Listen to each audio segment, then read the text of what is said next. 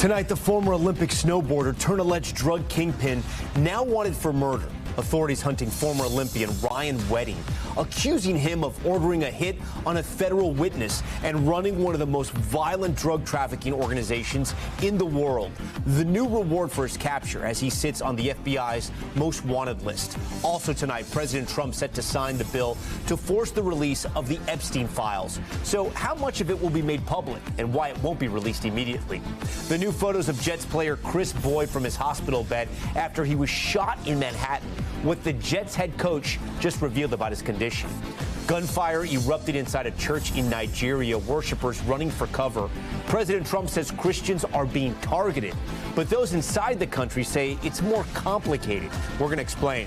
Offstage drama taking center stage at Miss Universe. Two judges resigning, one accusing the competition of being rigged. What's really happening? Thieves stealing a truck right out of the owner's driveway. We'll show you the new technology they're using to get inside and how to protect yourself. And home court meal, the rookie NBA player bringing the whole team back to mom's house for dinner. How it fueled their appetite to win. Plus, Nvidia's highly anticipated earnings report just released. What it signals as fears spread across Wall Street of an AI bubble. Top story starts right now.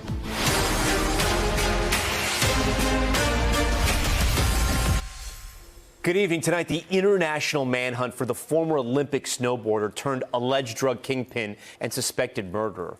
It was more than 20 years ago that Ryan Wedding represented Canada on the slopes near Salt Lake City, all part of their snowboarding team in the 2002 Olympics. But in the decades since, he's been accused of running a transnational drug ring, earning the nickname El Jefe, and now accused of ordering the murder of a federal witness who was set to testify against him. Earlier this year, he was named one of the FBI's 10 most wanted fugitives, and today officials raising their bounty to $15 million for any information that leads to his capture or conviction. Attorney General Pam Bondi saying today he's responsible for smuggling roughly 60 tons of cocaine a year from Mexico into L.A. Authorities say they've already indicted dozens of suspects in the case. Look at all that coke there, and seized more than 2,000 kilos. But the man at the center of the operation has so far eluded them. Here's what he looks like. Today, the FBI director likening Ryan Wedding to Pablo Escobar, even El Chapo, notorious drug kingpins of the past. Our Morgan Chesky leads us off tonight with the latest. Tonight, a growing hunt for former Olympian Ryan Wedding. Authorities now offering $15 million for any tip that could capture the alleged drug kingpin. Ryan Wedding is a modern-day iteration of Pablo Escobar. He's a modern-day iteration of El Chapo Guzman. The former snowboarder facing new federal charges in the FBI's Operation Giant Slalom, accusing him of ordering the murder of a federal witness in Colombia, testifying on Wedding's alleged role running a massive transnational drug ring. The witness was gunned down in a restaurant in Medellin before he could testify against Wedding. The DOJ announcing 10 arrests in the murder plot, but say the 44-year-old remains at large in Mexico, protected by the powerful Sinaloa cartel, who authorities say he worked closely with to traffic an estimated 60 tons of cocaine from Mexico into Los Angeles each year. It's killing our kids, it's killing our friends, it's killing our relatives, and this guy is responsible for a tremendous amount of that horror. Wedding, who competed at the 2002 Winter Games for Canada, was added to the FBI's 10 most wanted last March. So far, federal authorities have indicted 35 suspects, seizing over 2,000 kilos of cocaine, $3 million in cryptocurrency, and $13 million in assets. Tonight, the Attorney General says Mexican authorities are helping in their ongoing investigation. All right, Morgan Chesky joins us tonight live. Morgan, officials say Wedding may have changed his appearance? Yeah, Tom, that's right. They say since going into hiding in Mexico, he may have altered his hair color or other traits of his physical appearance, and may also be going by several aliases, including El Jefe, Giant, and Public Enemy here. Tom? Public Enemy, quite the nickname there. Morgan, do we know how he went from Olympic snowboarder to a drug kingpin? It didn't happen overnight. After competing in the 2002 Winter Games in Salt Lake City, authorities say that he went back to Canada, where several years later he began growing marijuana. He was not ever charged with that, Tom, but it was shortly thereafter that he began working with cocaine smugglers, of which he was charged by U.S. authorities and sentenced to a brief stint in prison. After being released, it's at that point authorities understand that he went to Mexico and started building those cartel ties that, as of right now, are still strong. Tom? Morgan Chesky leading us off tonight here on Top Story. Morgan, we thank you. We want to move on now to our other major headline. The president expected to sign that bill compelling the Justice Department to release the Epstein files. But questions remain just on how much of that material will actually be released. Our Hallie Jackson reports tonight from Washington. President Trump now set to sign a bill to force the release of Justice Department files related to Jeffrey Epstein, starting the clock for the DOJ with 30 days to comply. We will continue to follow the law with maximum transparency while protecting victims. But how much material, if any, could become public? While the bill compels the department to share records like flight logs, sealed settlements, and more, it contains caveats, letting the DOJ redact files for victims' privacy and withhold certain information that would jeopardize an active federal investigation, like the one opened days ago after the president directed the attorney general to look into Democrats' connections to the late sex offender. What makes you confident that you may actually see the public release of these Epstein files? Because I don't think the American people will settle for anything less. The DOJ said back in July it did not uncover evidence to warrant charging anyone else. Attorney General Pam Bondi was asked today, what changed? There's new information, additional information. That could include material from the Epstein estate, some released last week by the House, including emails between Epstein and former Harvard president and Clinton Treasury Secretary Larry Summers, who today stepped down from the board of OpenAI. He's not been accused of involvement in Epstein's crimes. The now public documents also show Democratic delegate Stacey Plaskett, who represents the U.S. Virgin Islands, where Epstein had a home, had texted with him during a 2019 hearing as she questioned President Trump's former fixer Michael Cohen. Epstein writing, Cohen brought up Rona, keeper of the secrets. Plaskett later responding, quick, I'm up next. Is that an acronym? And then Miss Rona, what is Miss Rona's position? Rona Graff is Mr. Trump's executive assistant. And would she be able to corroborate many of the statements that you've made here? Epstein texting her, good work. Plaskett now defending herself and calling Epstein's actions reprehensible. I believe that Jeffrey Epstein had information, and I was going to get information to get at the truth. Having a friendship with him is not something that I would deem to have. Hallie Jackson joins us tonight from Washington. You know, Hallie, a lot of people out there want to know what are going to be in the Epstein files. The anticipation, you can say, is sort of building, but people may not get everything that they're hoping for, right? It's such a good point, Tom, and I think it's important. Listen, we can do some expectation setting here. Listen, we don't know what's in them, but here's the deal. Because of those caveats that we mentioned there, Tom, it is entirely possible that the Justice Department could release very limited information, very limited material.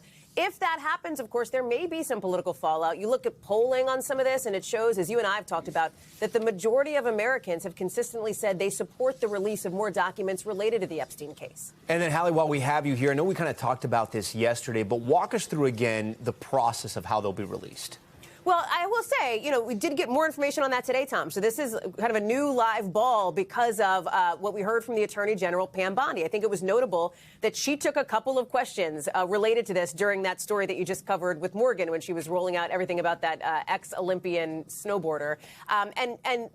Notable that she said her department will comply with the law and talked about this idea of maximum transparency. Now, there are still some questions about the literal process, like did they redact the materials already? How is that going to go? But I will also say there's some questions, too, related to, for example, some of these rules around grand jury secrecy. The text of this bill as written doesn't really get into that explicitly. So there's some interesting legal gray areas here that we'll watch unfold over the course of the next days and weeks, Tom. Okay, Hallie Jackson for us. Hallie, great to see you. We have new developments tonight in the case against former FBI Director James Comey. Prosecutors today revealing they made a potentially serious paperwork error that we're about to show you. Laura Jarrett joins us now live. Laura, this is pretty crazy. This error could lead to this whole indictment being tossed out? Yeah, I think the Justice Department tonight in a new filing is sort of dismissing this as a technicality. But, Tom, it may tank the entire case. It all stems from the fact that there is a mismatch between the indictment that was filed with the court, the final indictment against the former FBI director,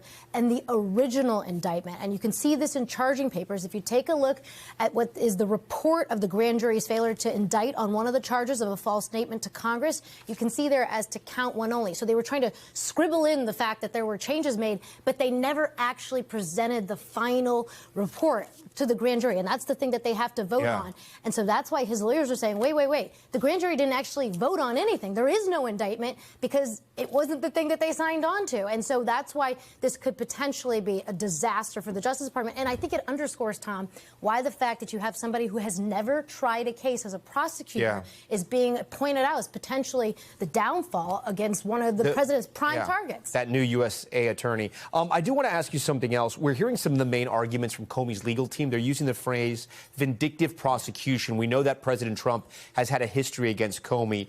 Could this be a viable defense? That's my first question. My second question is, could this come back to haunt President Trump? We always knew that President Trump's own words in this case were going to be a major problem. He has made no secret about his disdain for James Comey. But Comey's point today, at least made by his attorneys, and mind you, he has very experienced attorneys. The person who's arguing this case has argued more than 100 cases in front of the U.S. Supreme Court.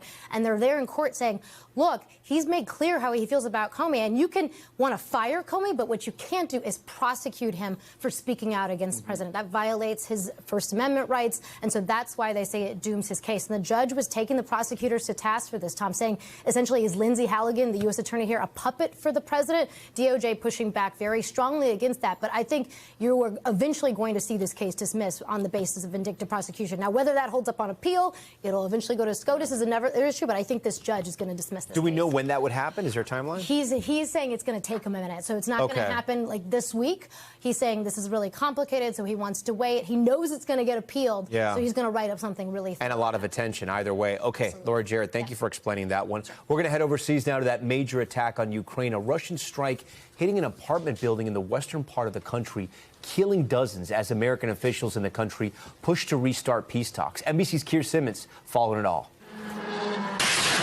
A camera catches a devastating Russian strike on Kharkiv in Ukraine, suffering one of its deadliest nights. In Ternopil, officials say 26 killed, including 3 children. In daylight, still fighting fires and tears, desperate loved ones searched. Has anyone been pulled from the debris, this woman asks. Ukraine's President Zelensky writing once again the Russians have killed innocent, peaceful people who were simply sleeping in their beds. While today, an effort to restart peace talks and discuss military strategy. U.S. Army leaders, including Army Secretary Dan Driscoll, making a surprise trip to Kyiv, according to 2 U.S. officials, a European official and a source close to the Ukrainian government. President Trump today recounting a call with Vladimir Putin, where he says the Russian leader brought up Trump's efforts at peace in other regions of the world. I said, don't worry about that. Just let me settle your frickin' war. Okay? You don't have to help me. I don't need any help. I need help with your war. Okay, with that, Kris Simmons joins us tonight. Kier, any update on how these peace talks would work? And this plan obviously approved by the president, but needs to be approved by both Zelensky and Putin. That's right, Tom. And 3 U.S. officials tell NBC News that Steve Witkoff, President Trump's envoy, has put together this 28-point peace plan, working with the Russians, but there are questions over whether the Ukrainians will agree to it. If, for example, it proposes that all of that region of Donbass is handed to the Russians, if, for example, it puts limits on the size of the Ukrainian army, it's difficult to see how Kyiv would accept something like that. And it does appear, according to reporting tonight, that they still have to be consulted or are being consulted, are in that process. So there are those questions. And remember that Steve Witkoff is the same envoy who came to the Trump administration before that meeting between President Trump and President Putin that in the end did not lead to a peace deal. That being said, President Zelensky is facing a serious corruption scandal in his government, and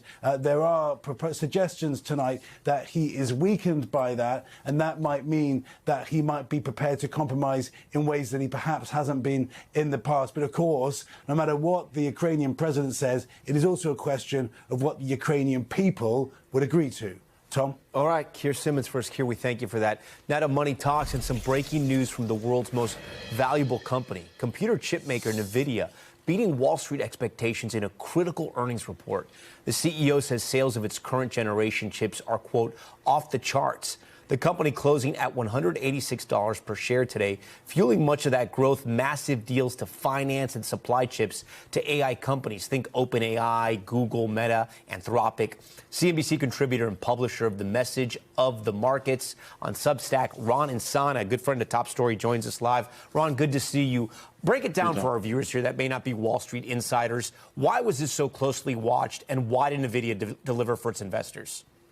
Well, you know, every bull market has a bellwether stock, and Nvidia happens to be the one this time around, which has a market value of nearly $5 trillion. It's the first company to have crossed that barrier. So it's a very important stock in not only in the stock market, but in the world of artificial intelligence, providing, as you indicated, those computer chips that go out to a wide variety of companies that are building out AI infrastructure. So the fact that they blew away earnings expectations, they topped their revenue estimates on Wall Street and are trading about 5% higher in after-hours action tonight is also pushing the Dow, the S&P, and the NASDAQ higher in after-hours trading as well. The NASDAQ up about 1.5%, thanks to NVIDIA's blowout quarter, as it were.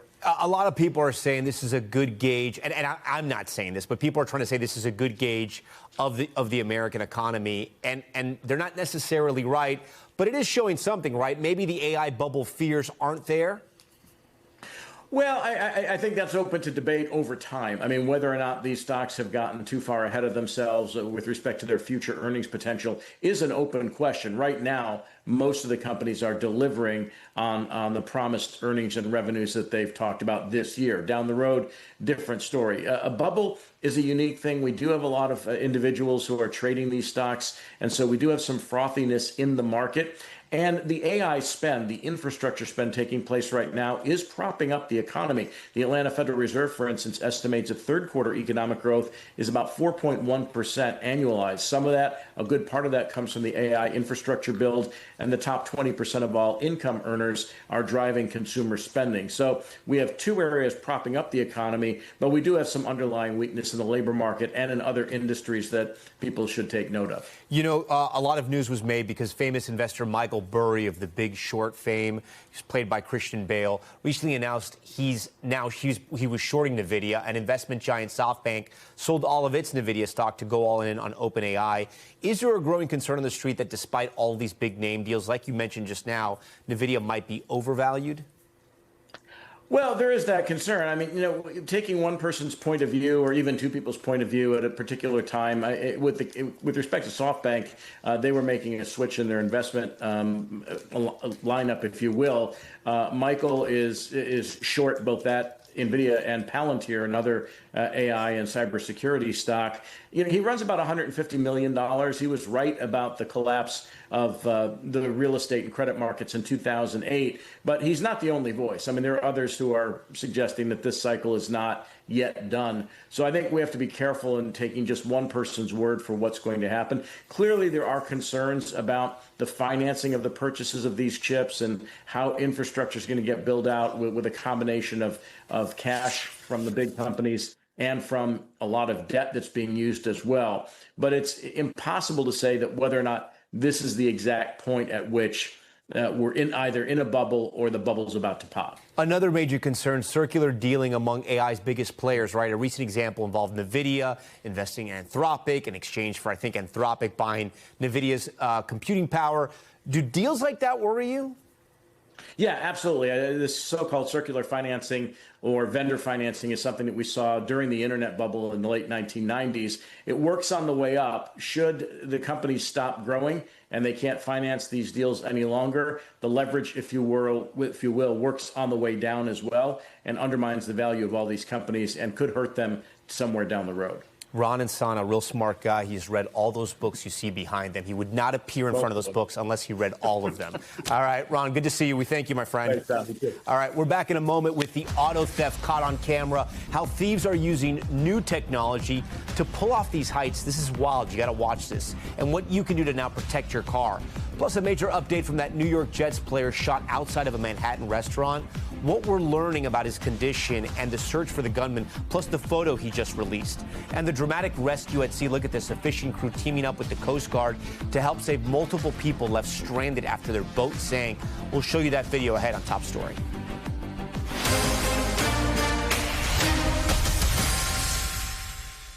We're back now with an exclusive report brought to us by our NBC4 Los Angeles station. An auto theft caught on camera showing how thieves are using new technology to steal cars right out of suburban driveways. Here's Alex Rogier.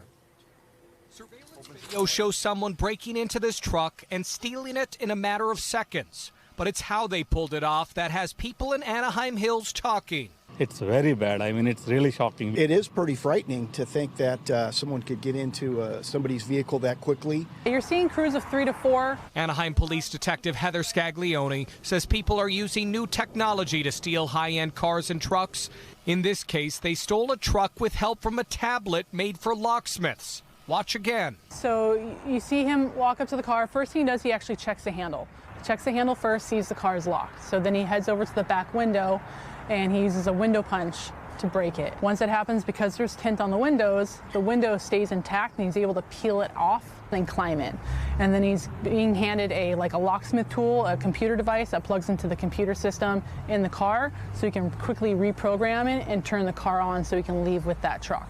Anaheim police say the other way people are stealing cars and trucks involves the use of an antenna while standing in a doorway. Sergeant Matt Sutter says they are targeting newer cars and trucks with keyless entry key fobs. That key fob is constantly sending out a signal so that when you walk up to the car, it just opens right up for you. They hold an antenna up near the house trying to pick up the signal from your key fob that's inside your house. Once they pick up that signal, they send it to somebody standing by the car, opens the car right up, gets in, pushes the start button, and off they go. Alex Rogier joins us now live from Los Angeles. So, Alex, walk us through what viewers can do to protect themselves.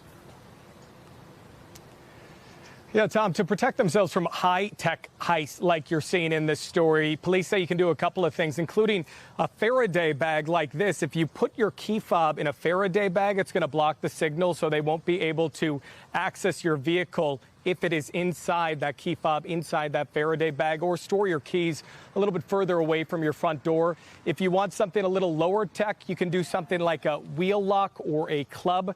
Police tell me yesterday if you have that, they're more likely to just keep it moving to the next vehicle if a thief were to come through your neighborhood. I actually made a joke about the club today, but I guess it is still a very good tool. Good to know that thing's still going decades later. While we have you here, Alex, it looked like a lot of those crooks had some, really high-tech sort of tools. But are these things that you can just kind of pick up anywhere? Yeah, and it's something that's specifically sold to locksmiths. These tools are intended for locksmiths, but it seems, though, people can purchase them legally, and now we're seeing them get into the hands of the wrong people. But yes, ultimately, they're intended for the use of locksmiths, but now here in Southern California, they've been used, unfortunately, by some criminals. Yeah, have you seen anybody walking around with a crazy antenna in your neighborhood? Know what they're up to. Alex, we thank you for joining Top Story tonight. Exactly. Okay, now to a close call in New Jersey. A Law & Order actor who usually plays a bad guy on TV got the chance to be a real-life hero when he stopped a potential abduction near his home. NBC New York reporter Ida Siegel has more. I thought we were going to throw it down right there, but the cops were all around. George Picacia is one of those actors who often gets cast as the bad guy on shows like Law & Order and The Sopranos. This guy asked me to. Said he'd buy it. All I had to do was point and shoot. But he will never forget the real-life crime he thwarted outside his Jersey City home a couple weeks ago. The guy was just insisting on trying to get this girl to go with him. George says he saw a 19-year-old girl stumbling down the street with her cousin, visibly intoxicated, and a strange man who he says was about to kidnap her. She was under 5 feet herself, and this guy was probably about 6'2", and he took them by the hand and pulled them down the street. Yeah, this man was trying to abduct this woman, and he's running down Hancock Avenue. On the 911 tapes obtained by TMZ, you can hear George threaten the man. Where you going, motherfucker? Where you going? But it was his wife who first noticed something wasn't right and told George to follow them. He said to her, "No deje que te llame la policía," which is, don't let them call the police because they will detain you. Basically, he was threatening like ICE would come and deport her. George says once they made it to Bower Street, he saw that man hoist the girl onto his shoulder, and he knew at that point things had escalated for the worse. That's when I demanded to the guy, told him to put the girl down, demanded that he put her down. They both said that they didn't know this guy. He put her on his shoulder and tried to run away with her, and I yelled at him, put her the down. And he dropped her like a sack of potatoes, dropped her, and then he ran back this way, and I chased after him. And by then, police arrived, and the girl was okay, but the man got away. George, now being hailed a hero, even getting this letter of appreciation from President Trump. I usually play a bad guy, but it was a lot more rewarding to be a real life, good guy, In Jersey City, Ida Siegel, News 4, New York. Okay, coming up later in the broadcast, a strange twist in the death of an 18-year-old cheerleader found on a cruise ship, why investigators could be focusing in on her own family. Plus, new controversy surrounding the Miss Universe contest, why multiple judges just called it quits days before the beauty pageant.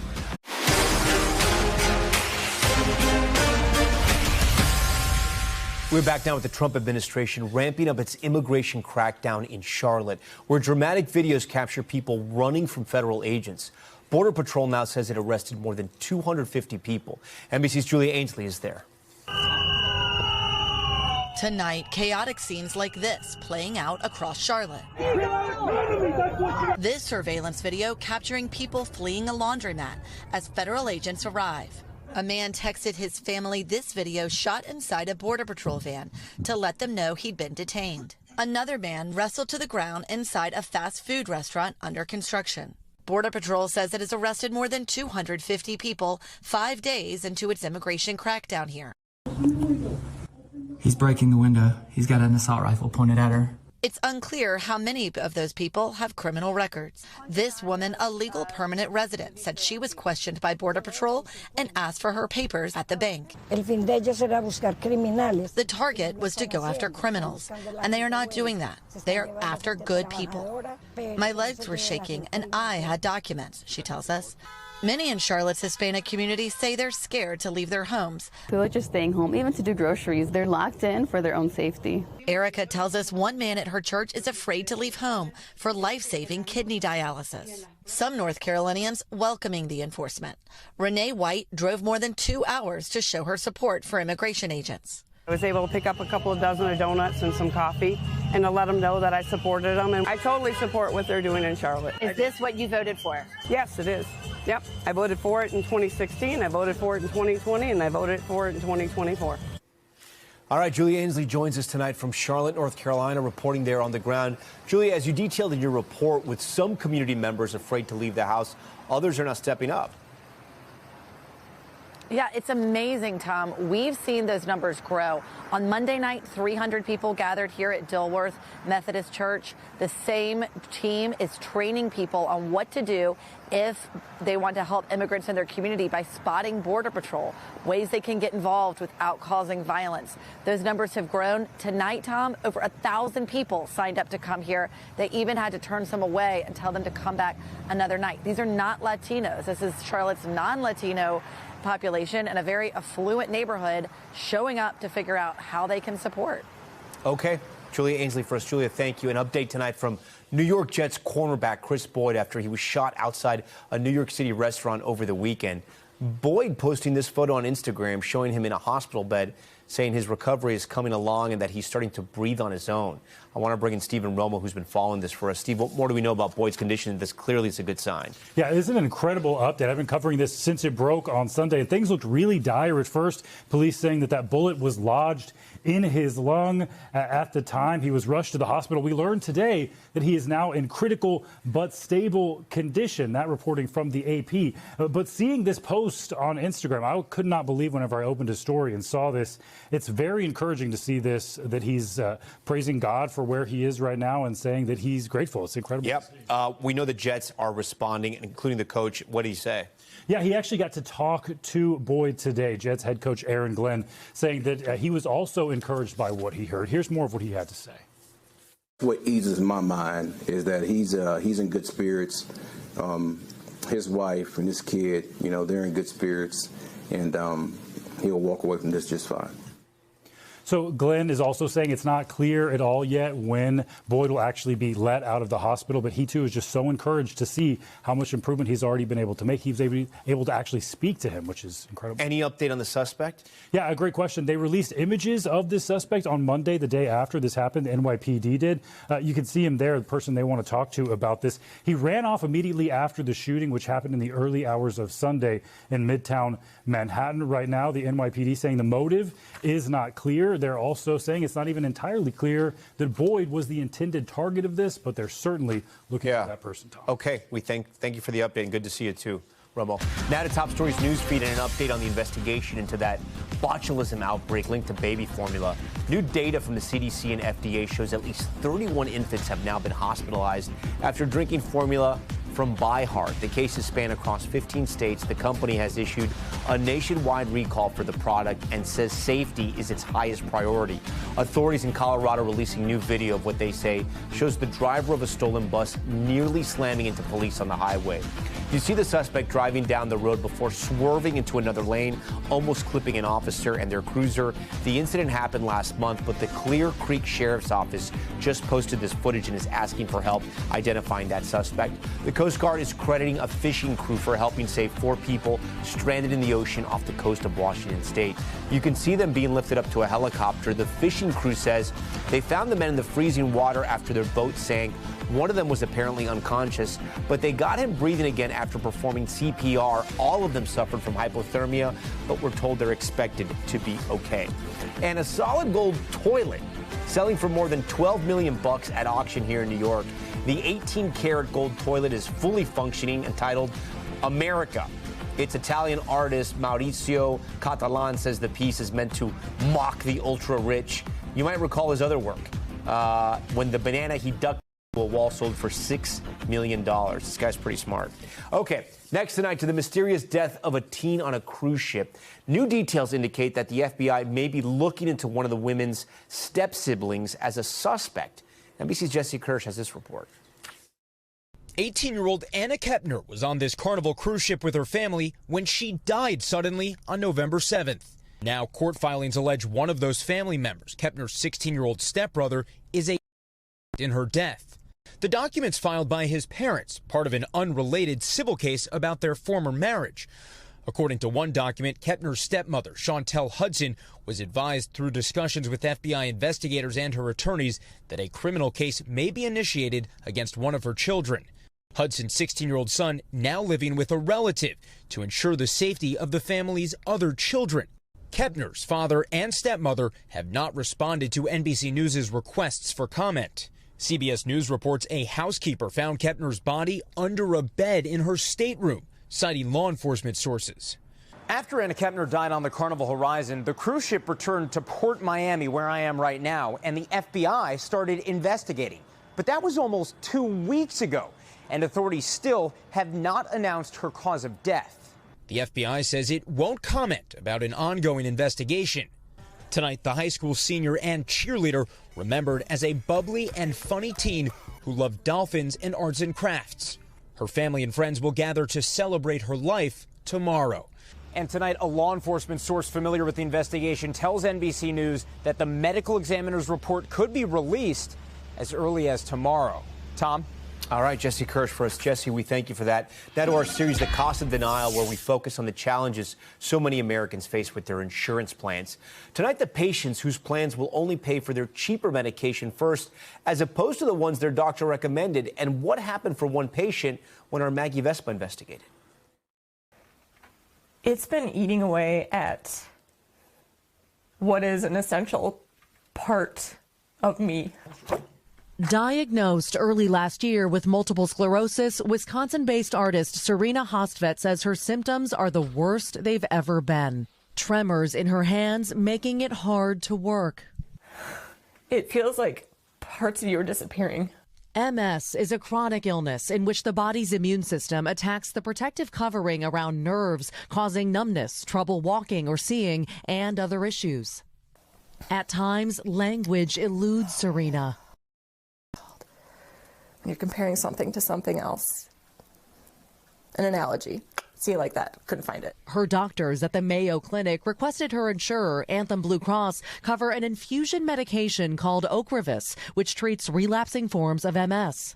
This is the first denial letter. Mm-hmm. Anthem Blue Cross denied Serena's coverage. Elevance Health, which owns Anthem Blue Cross, telling us doctors did not include medical records showing she had completed the required step therapies. Step therapy, also referred to as fail first, is when insurers require patients try less expensive drugs before approving one with a higher price tag. What do you think of that concept?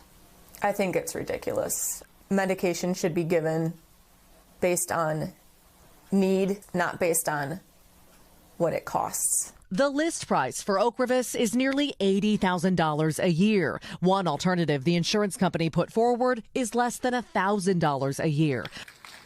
The twist? Serena had already tried it and had a severe allergic reaction. She says her doctors at Mayo Clinic, who declined to comment for this story, submitted that information in their second request, but coverage was denied again. Serena filed for a third-party review. While she waited for that process to play out, NBC News reached out to Anthem Blue Cross to ask about her case.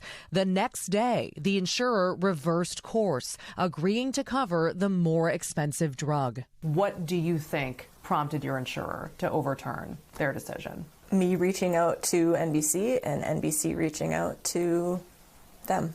Elevance Health told us it received updated medical records to include the missing treatment history during an additional level of review, and that once we had the accurate information, we promptly approved the treatment. When your insurer told you, we just now got that information, what did you think? That is false. That's a load of crap. Serena's focus now on taking steps to manage her incurable disease. Stress is so bad, especially for MS. So it is a huge relief to not have to worry about the added stress of fighting for this. It's a huge relief. Maggie Vespa, NBC News, Eau Claire, Wisconsin. Okay, still ahead tonight on Top Story, the deadly shooting at a church in Nigeria after President Trump claimed that Christians there are being persecuted. And a massive volcano in Indonesia erupting, sending clouds of ash rushing down the mountain and forcing hundreds to evacuate. The dramatic video next. We're back now with a violent attack in Nigeria. Gunmen storming a church as a service was being live streamed, killing at least 2 people. It comes amid controversial statements from President Trump, who says Christians in the country are being persecuted. A call yesterday echoed by rapper Nicki Minaj. Our Danielle Hamamjian explains. Terrifying moments at a church in central Nigeria. A pastor and his worshipers are in the middle of prayer when all of a sudden,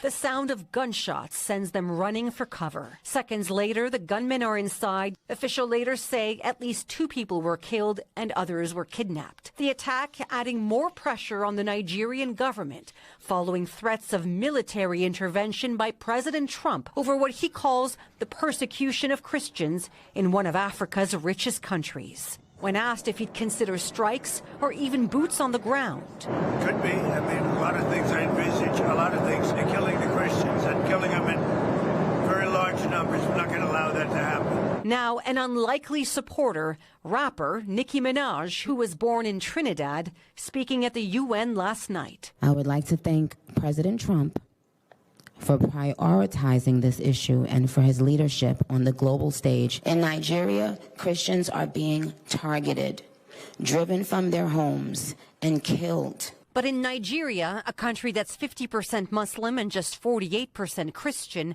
violence is a complex and sweeping issue. Nigerian authorities tonight continue their search for more than 20 girls who were abducted in the middle of the night by armed men from their predominantly Muslim school. Among the dead is the deputy principal.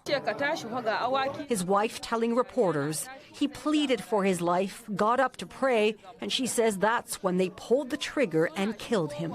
The school is located in northwest Nigeria, a mostly Muslim region of the country that is grappling with an Islamist insurgency. Most notably in 2014, the Islamist group Boko Haram kidnapped 270 girls, while many escaped or were later released. Some have never returned. We have been investigating these conflicts for over 15 years now.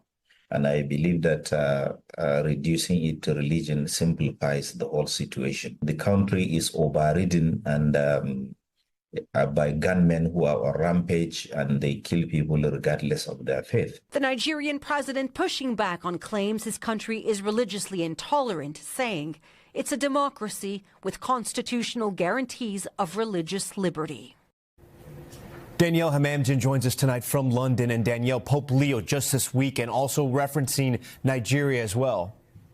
That's right, Tom. In a post on X on Sunday, Pope Leo said Christians are suffering discrimination and persecution in various parts of the world, and among the countries he listed was Nigeria. We should also mention that those gunmen you saw earlier in the piece didn't only kidnap the worshippers from that church, but the pastor as well. And then, Danielle, so we have any sense of why President Trump has taken such an interest in Nigeria with that post on X? Yeah, a lot of people had the sense or that this came out of nowhere. In fact, according to multiple U.S. officials speaking to NBC, this all started with a Fox News report on violence in Nigeria earlier this month. The president asked his staff for more information, and shortly after, he declared it a country of particular concern. Tom. Danielle Hamamdin for us from London again. Danielle, we thank you. Now to Top Stories Global Watch. We're going to start in Indonesia, where parts of the country are on high alert after a major volcano erupted.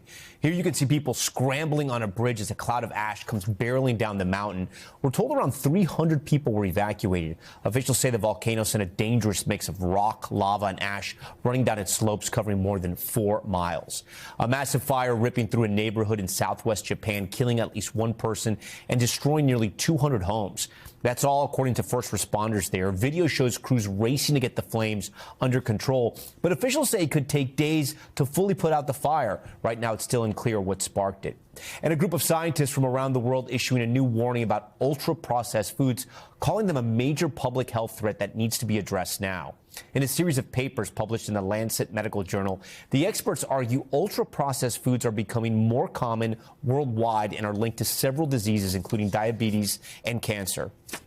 And controversy bubbling around the Miss Universe pageant. Multiple judges out just days before the start of competition, one of them claiming a secret vote was held to determine the top 30 contestants in advance. NBC's Kathy Park has more.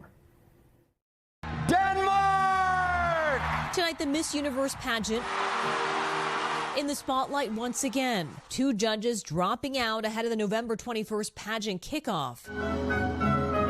Judge Omar Harfouch, a Lebanese-French composer, resigning over claims that the election process had been compromised, saying in part it has come to light that a secret and illegitimate vote was held to determine the top 30 contestants before the arrival of the official jury. The Miss Universe organization denying those accusations, saying no external group has been authorized to evaluate delegates or select finalists. Now a second judge, French soccer legend Claude Makelele, also dropping out, saying he will not be able to attend due to unforeseen personal reasons. And it's not just the judges. Miss Universe Persia withdrawing from the competition too. I was told by someone from within the organization that works with them that, Sahar, if you would like to place really well this year and if you would like to win, the more money you're able to bring into Miss Universe organization, the better you'll place. We reached out to Miss Universe about the claims, but have not heard back. The exit is coming on the heels of another controversy earlier this month when the host of a pre-pageant event singled out Miss Mexico. Mexico, where are you? Berating her for not posting promotional materials about Thailand. I didn't give you opportunity to talk. Other contestants walking out on her behalf. Stop. Stop. The host said he was misunderstood, ultimately apologizing. The Miss Universe organization condemned Mr. Knueppel's behavior, calling it malicious. You are the new Miss Universe. Brooke Lee won Miss Universe in 1997 and says while the recent shakeup is unusual, similar disruptions have happened in the past. The first time that Donald Trump started to run for president and he said some incendiary things, the entire judging panel stepped off. A lot of us formers literally jumped on planes to come and salvage this competition. Despite the drama that may be unfolding behind the scenes, Lee says these contestants are unshakable. To get to the Miss Universe stage, no joke. Like some of these girls have worked so hard that, you know, they are in the zone. The world could fall around them, but they will make that bikini turn in a heartbeat and smile and sashay off to the left. I mean, they're professionals. Trust me, they're professionals. Yeah. Kathy Park joins us now. Kathy, the pageants do have so many fans, and a lot of those contestants work so hard. Will it go on as planned? Yeah, Tom, so as far as we know, the answer is yes. We haven't heard anything to suggest otherwise. But pulling back the curtains a little bit, during a conversation with former Miss Universe Brooke Lee, she told us that when she served as a judge for both Miss USA and Miss Universe, the judging criteria were always explained thoroughly. They actually over-communicated. So she believes that this time around, there could have been some confusion with how the rules were communicated to the judges by leadership, which could have led to this recent controversy, Tom. Okay, Kathy Park for us. Kathy, we thank you. When we come back, the NBA rookie who treated his team to a special home-cooked meal ahead of their big game on the road. That's next. Finally tonight, when one NBA rookie found himself back in his hometown for an away game, he decided to bring all of his teammates along with him for a home-cooked meal by mom. NBC's Sam Brock has this one. Before breaking out for a career-high 32 points against the Milwaukee Bucks, Charlotte Hornets rookie sensation Kon Knueppel was getting some home cooking at his childhood house, with his mom posting so excited to host the Hornets at our home in Milwaukee. I was just looking at the schedule and saw Connie. They played Wednesday, so I just texted him, said, Connie, are you going to be able to come for dinner? Were you thinking, why not? I'll just invite all of my teammates. Well, we were on the plane, and a couple of my teammates like, Con, where we going on Friday or on Thursday in Milwaukee? I was like, well, I'm going home. Apparently, so were they, team bus and all. Neighbors were taking pictures from their driveways. With Con's basketball-loving parents, Sherry and Con Sr. left to figure out how to feed some very tall humans. We made 25 pounds of chicken fajitas. Was that enough? Yes, it was. Having 5 sons making 3 meals a day, that's lots of practice. Now the boy born into basketball has a team family, too. Did you at least let Con go and his teammates with food in Tupperware or something? Darn it, we did not do the Midwest nice Tupperware. Though for the Knueppels, the meals, like hoops, will always be shared. I'll cheer him up, Connie. Confidence, aggressive, love you. Sam Brock, NBC News. That's a lot of chicken fajitas there. All right, we thank Sam Brock for that. We thank you for watching Top Story tonight. I'm Tom Llamas in New York. Stay right there. More news on the way. We thank you for watching. And remember, stay updated on breaking news and top stories on the NBC News app or watch live on our YouTube channel.